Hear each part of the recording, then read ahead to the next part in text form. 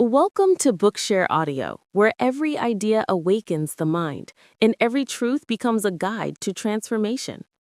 The Let Them Theory by Mel Robbins. Introduction, My Story. At the age of 41, I found myself $800,000 in debt, unemployed, and watching my husband's restaurant business crumble. It felt like we had failed at life, with no hope of ever escaping the debt. I enviously watched as my friends found success after success in their careers, while we struggled to get groceries on the table. I had just been laid off and had no idea what to do with my life. I'd already tried being a public defender for the Legal Aid Society in New York City, being a lawyer in a large firm in Boston, working for a few startups, doing business development at an advertising agency, becoming a life coach, hosting a call-in radio show, and even opening a small paint-your-own pottery studio. I felt completely lost, like nothing I did would ever be enough to dig us out of the hole we were in. To deal with the anxiety and self-doubt, my main strategy became avoidance. Avoid getting up by hitting the snooze button. Avoid the pain with alcohol. Avoid responsibility by blaming my husband. Avoid looking for a job by procrastinating however I could. If you've ever been in this situation, you understand how monumental even the simplest tasks seem. Getting out of bed, opening your bills, being fully present with your family, cooking a nice meal, applying for a job, going for a walk, canceling that subscription, or even just being honest about the extent to which you're struggling. Everything feels impossible. Every morning when I woke up, the anxiety was coursing through my veins, and I thought, is this really what it's going to look like for the rest of my life? But you want to know the funny thing about being stuck? I knew exactly what I needed to do. Get up, tackle the dreaded pile of bills, get the kids ready for school, make myself go on walks, reach out to my friends for support, make a budget, find a job. And yet, I couldn't seem to do any of it. How I changed my life. I'll never forget the morning when everything changed for me. The alarm went off, and there I was, lying in bed, completely overwhelmed by our problems. Like so many of us, I was paralyzed by my own thoughts, and the last thing I wanted to do was bed up and face another day. But then something strange happened. A thought popped into my head that would ultimately change my life. It was so simple, almost silly. I remembered watching a rocket launch and the way NASA counted down to blast off. 5, 4, 3, 2, 1. I thought, what if I just counted backward like that and launched myself out of bed? It seemed ridiculous, but I was desperate, so I gave it a shot. I counted backward. 5, 4, 3, 2, 1. And I got out of bed. Just like that. I didn't think about how tired I was or how much I didn't want to face my problems. I simply moved before my brain had the chance to talk me out of it. It's like launching a rocket. Once you start the countdown, 5, 4, 3, 2, 1, there's no turning back. At that point in my life, I was so used to letting my thoughts paralyze me and fear and stress consume me that the concept felt completely foreign. I remember what a revelation it was when I thought to myself, wait a minute, I can feel horrible and still do what I need to do? Yes, Mel, you can. And it worked. In those 5 seconds, I had interrupted the cycle of overthinking. It felt like a small victory, but it was also a revelation. If I could push through those 5 seconds of fear, maybe I could push through anything.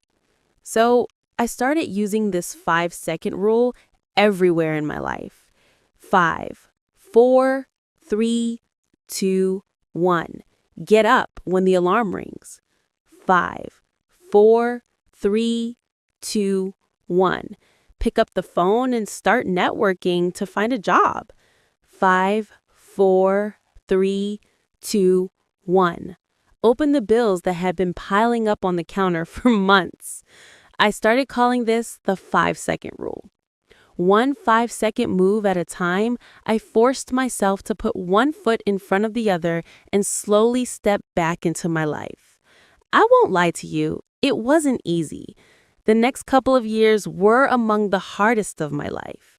It's not easy to claw your way out of debt or face the painful issues in your marriage. It's not easy to quiet the anxiety or push through the self-doubt. It's hard to update your resume and look for a job when you question the value you bring. It's a grind to force yourself to get back in shape and create healthier habits after you've let yourself go. And it's definitely not glamorous to work all day, then come home, take care of 3 kids, spend a few minutes with my husband, and then stay up late every night trying to figure out ways I can make more money. But that's what I did.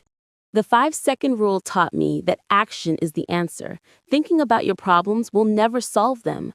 Waiting around to feel like doing something means you'll never do it. It taught me that no one is coming to save you. You must save yourself from yourself. You have to force yourself to make little moves forward all day, every day, especially when you don't feel like it. Using 5, 4, 3, 2, 1, I pushed through the excuses, the anxiety, the overwhelm, and the fear. And step by step, day by day, week by week, I slowly took the actions that put my life and career back on track. My husband started using it to push himself to face the issues in his business head on, and it worked for him too. But it would be another 3 years before I told anyone else about the 5-second rule. I had been reluctant to share it with anyone because first, I didn't know why it worked, and second, I didn't feel like I was in a position to give anybody advice. But that all changed one fateful day when an old roommate recommended me as the perfect person to give advice on career change at a small event. I suppose she thought of me because I had changed my career so many times, even I had lost count. The event offered to fly me and my husband to San Francisco and put us up in a hotel. When you're struggling financially, that sounds like a free vacation, so I said yes. This was the first time I had ever given a speech on a stage at an event. The only public speaking class I had ever taken was in high school, and as soon as I boarded the plane, that's when the panic started to sink in. What on earth have I gotten myself into? When I walked on stage and saw 700 people in the audience staring back at me, my mind went blank and I could feel my chest and neck turning red. I then proceeded to have a 21-minute-long anxiety attack on stage. About 19 minutes in, I forgot how to end my talk on career change, so I blurted out the 5-second rule and how I use it because I couldn't think of anything else to say. I must have blacked out because I also don't remember the part where I gave everyone in the audience my email address. And as I walked off that stage, I thought that was the worst experience of my life. Thank God it's over. It turns out that small event was one of the first TEDx conferences ever held. They filmed it and a year later posted the video online. Not only did it go viral, it's become one of the most watched TEDx talks of all time. The 5-second rule and its 5, 4, 3, 2, 1 countdown spread by word of mouth around the world. As it spread, people started to write to me at that email address, sharing stories about how the rule was changing their lives. I was so moved by people's stories that I would sit up late at night after I had put our 3 kids to bed, answering their emails one by one. When I had been drowning in my problems, I felt like I was the only one who had trouble doing the things I needed to do. It's not true. We all struggle with motivation. It's a universal problem, and the 5-second rule seems to be a solution that not only works for me, but also works for people all over the world. The stories were amazing. People had used 5, 4, 3, 2, 1 to push through fear, procrastination, and excuses to change jobs, lose 100 pounds, get sober, launch and sell businesses, improve their health and marriages. The medical and clinical uses blew me away. Doctors and psychologists were using it to treat PTSD, OCD, and depression. Even as I'm writing this introduction, we have heard from over 1,000 people who have used the 5-second rule to stop themselves from attempting suicide and to ask for help. As that TEDx talk became more and more popular online, I started getting invited to speak at other small events. I remember being asked to talk to a group of realtors at a bar. It was embarrassing standing there with a beer in my hand, trying to talk over the music and people gabbing in the next room. But I survived. I spoke in church basements, a high school classroom, then a friend's brown bag lunch at work, and it just grew from there.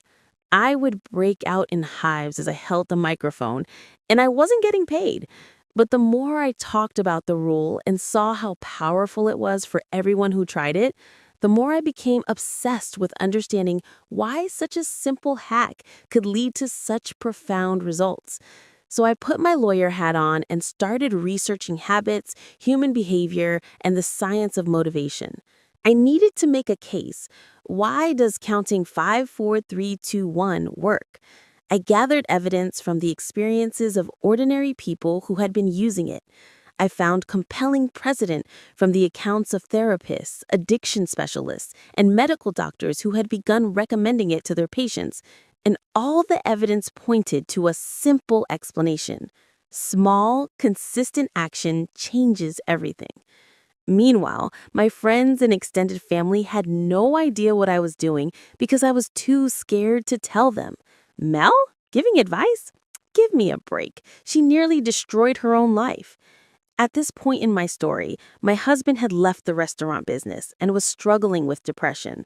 We were still drowning in debt, so I was working a full-time job trying to keep our family of 5 afloat, while dedicating nights and weekends to speaking at small events and basically writing a dissertation on the science of motivation on the side. I knew I wanted to teach the 5-second rule full-time and somehow make this my career, but I didn't know how. Looking back, I can see how paralyzed I was with imposter syndrome. What right did I have to call myself an expert in anything? I suppose I was just waiting for some kind of permission to put myself out there.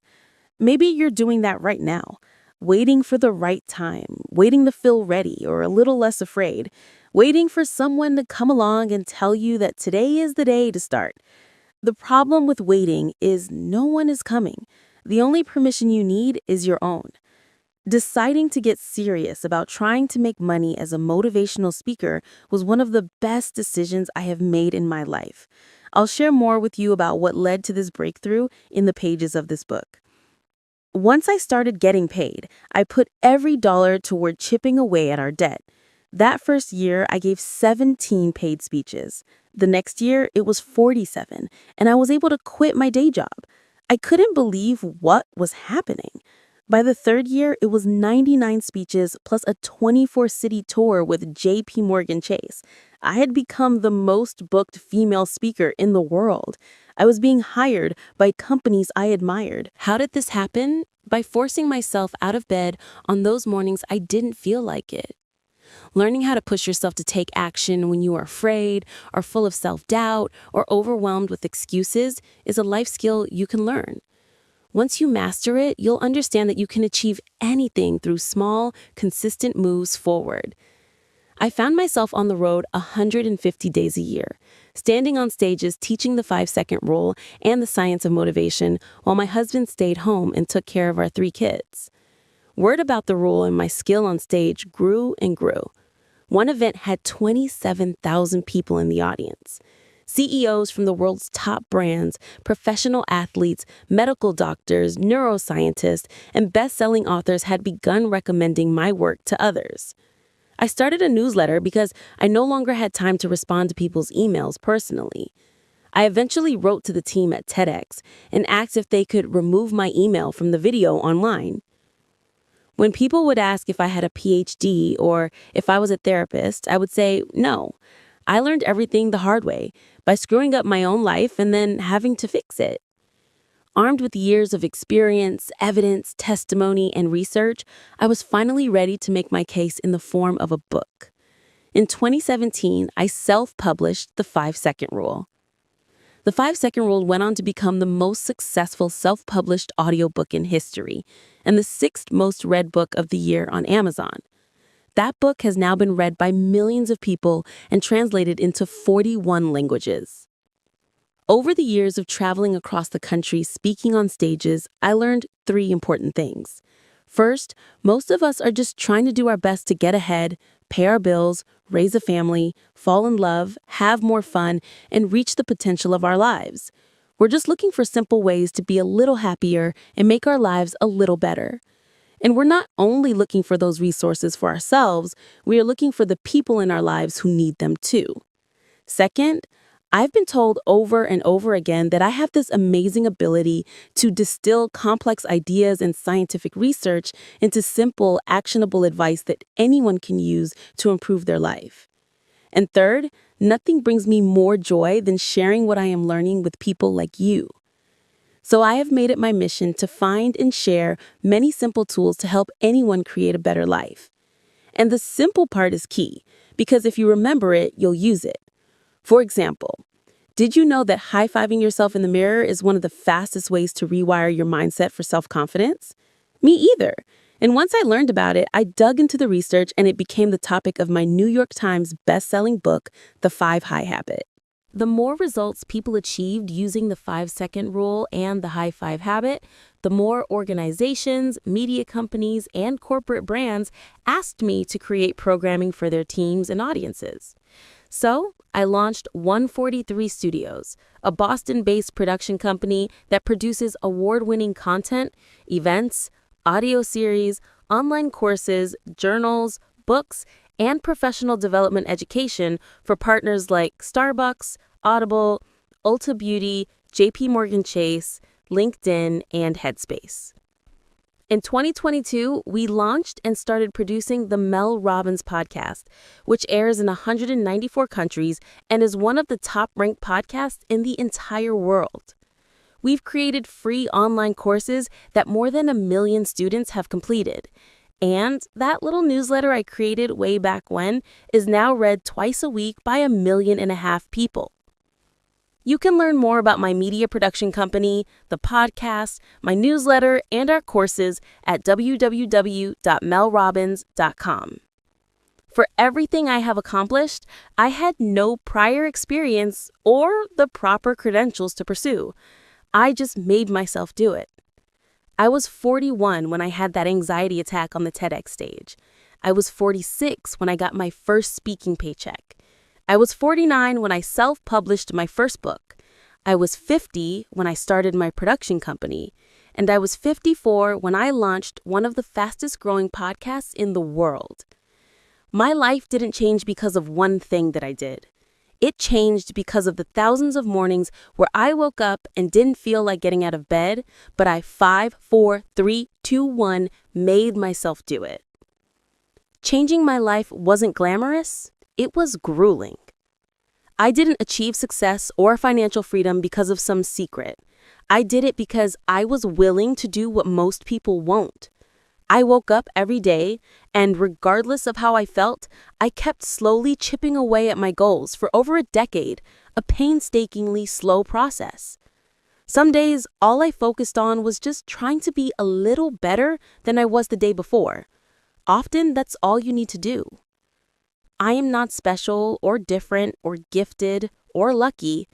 I just found the tools that worked for me and I used them. Today, my entire career and life's purpose is sharing those tools with you. I don't say any of this to brag. I say this to tell you that you have no idea what you're capable of, and neither did I. Through action, I have achieved some extraordinary things, and so can you.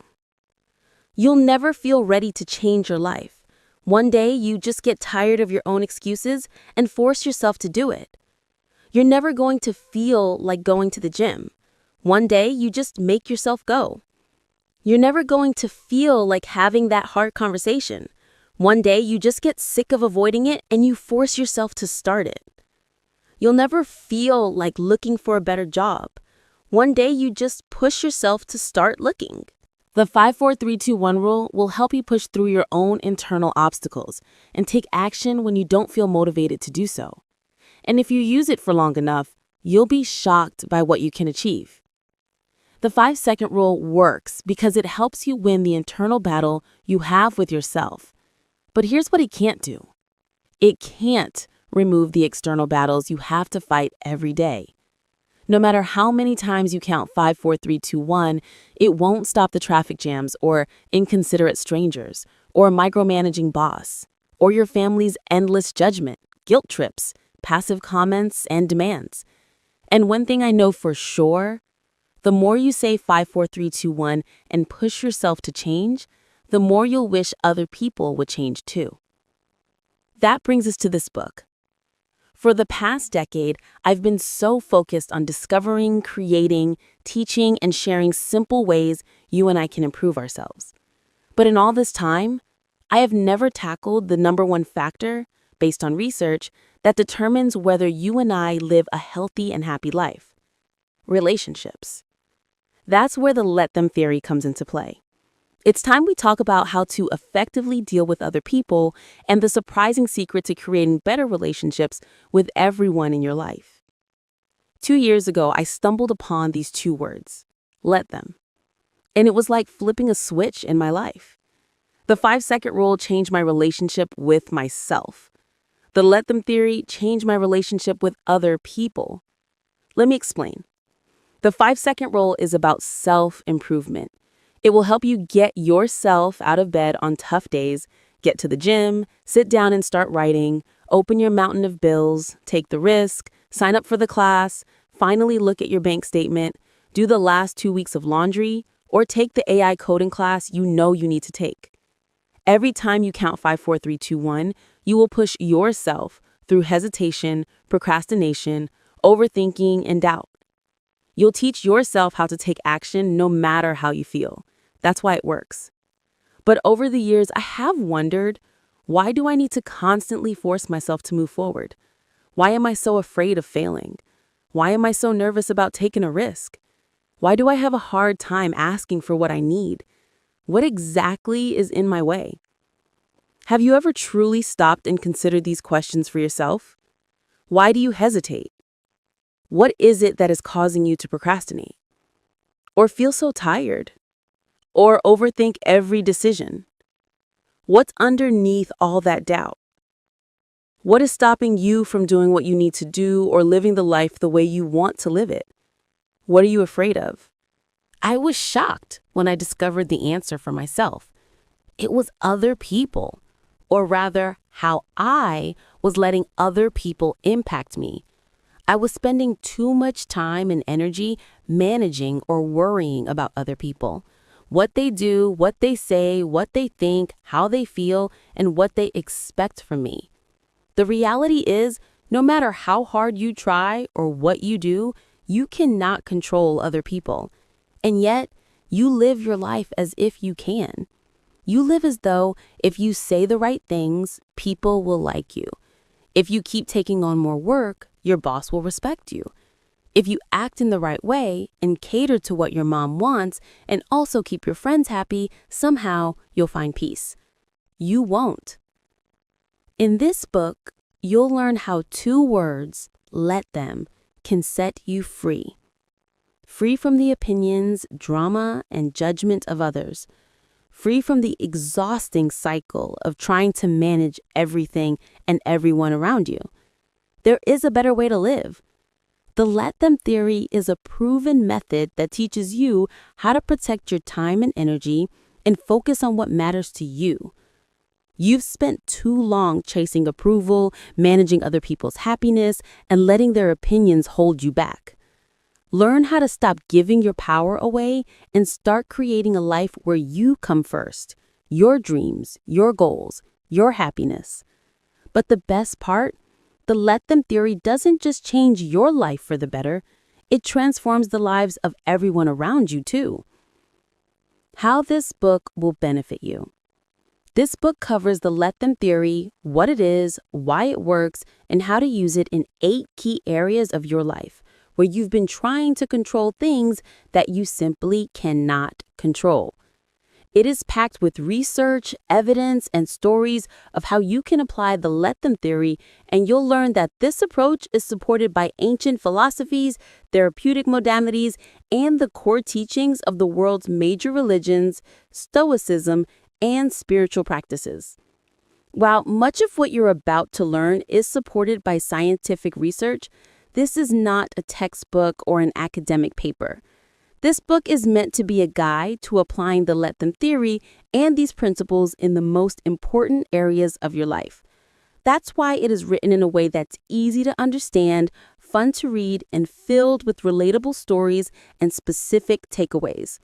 Plus, you'll find summaries at the end of each section, so the key takeaways are at your fingertips and you can immediately put to use what you're learning. I cannot wait for you to read this book and apply everything you learn. You'll quickly see how you've tied your happiness to other people's behavior, opinions, and feelings. The result? You've unknowingly sabotaged your ability to be happier, healthier, and get what you want. That ends with this book. If you can promise yourself that you'll stick with me through this book, read, absorb, and immediately start implementing what you learn, I guarantee you, your life will get a little easier and your relationships will get so much better. This will be one of the most liberating and empowering things you will ever experience. And it all begins with 2 simple words. Let them. The let them theory. Let them plus let me. Chapter 1. Stop wasting your life on things you can't control. If you're struggling to change your life, achieve your goals, or feel happier, I want you to hear this. The problem isn't you. The problem is the power you unknowingly give to other people. We all do it, often without realizing it. You make the mistake of thinking that if you say the right thing, everyone will be satisfied. If you bend over backward, maybe your partner won't be disappointed. If you're friendly enough, maybe your coworkers will like you more. If you keep the peace, maybe your family will stop judging your choices.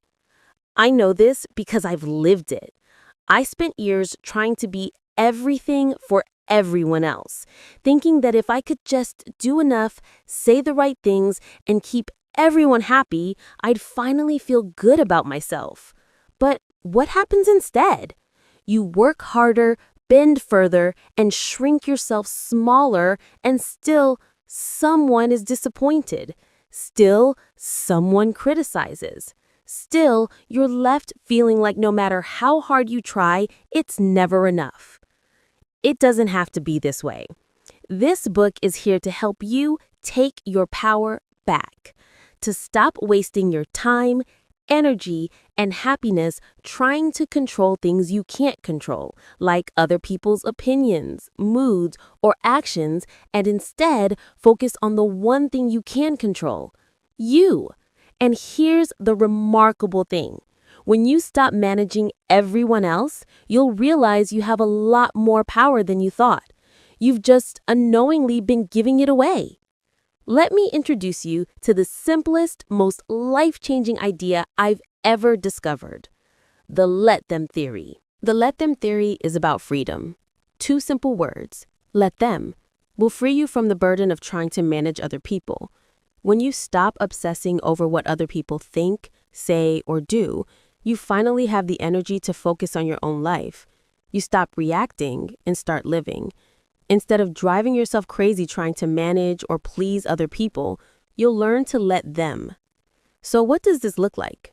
Imagine you're at work and your colleague is in a bad mood.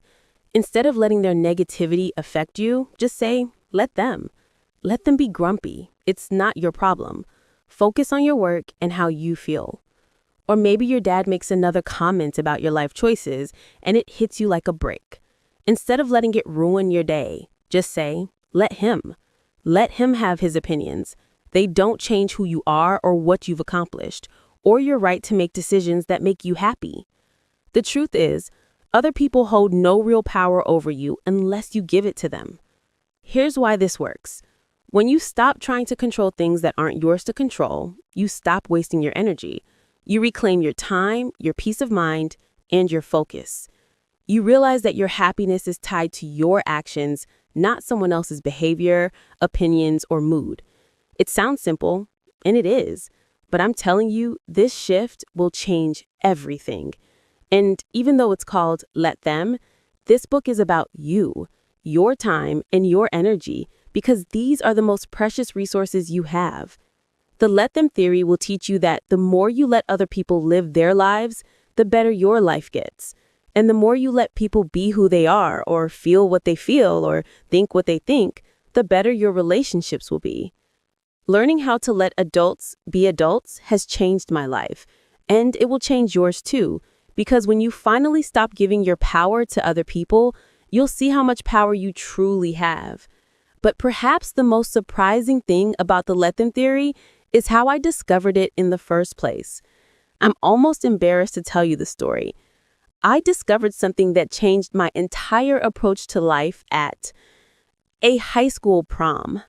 Now, there's a sentence I never thought I'd write. The prom that changed my life. I don't know what it is about proms, but boy, are they stressful. I went through 4 of them with our 2 daughters, so I figured our son Oakley's would be a breeze. I was wrong. Our daughters had obsessed about every detail for months. Dresses, dates, promposals, hairstyles, spray tans, makeup, corsages, bus rentals, post-prom parties. It was never ending, and I was so glad when our proms were finally over. Our son, on the other hand, wasn't sure he and his friends were even going to go. Despite my prodding, he communicated 0 details or plans with us. I know everyone with a son, a brother, or a boyfriend is nodding along with me right now. And then, of course, the week of the prom, Oakley decided he wanted to go. Everything was a last-minute scramble. The tuxedo, the specific sneakers he wanted to wear, the logistics, even finding his date, something our daughters agonized over for months, was left for 48 hours before the big event. When prom finally arrived, miraculously, we had the tux, the tennis shoes, the date, and the location of the pre-prom photos figured out. Somehow we had also been talked into hosting the post-prom party. Whew. Right before we were racing out the door, my husband, Chris, fixed Oak's bow tie one last time. Our daughter, Kendall, who was home from college, looked at her brother and said, "You look so good, Oakley." I stood there and took in the moment. What a handsome young man he had grown into. I couldn't believe how fast 18 years had flown by. I also couldn't believe that Kendall was almost done with college, and our daughter Sawyer had already graduated and was now working at a large technology firm in Boston. As I stood there in the kitchen, I allowed this fact to wash over me. Time was passing, and I wished it would slow down. That's the cruel fact about time. It's going to keep passing whether you slow down or not. The time that you have with the people that you love is like a melting ice cube. 1 minute it's there, the next it's gone. And here's the sad truth. You and I, we can't stop the ice cube from melting. The only thing we can do is make the most of the time that we have with the people that we love. To keep listening to this audiobook, I've left you a link in the description so you can do it at no cost thanks to Audible's 30-day free trial.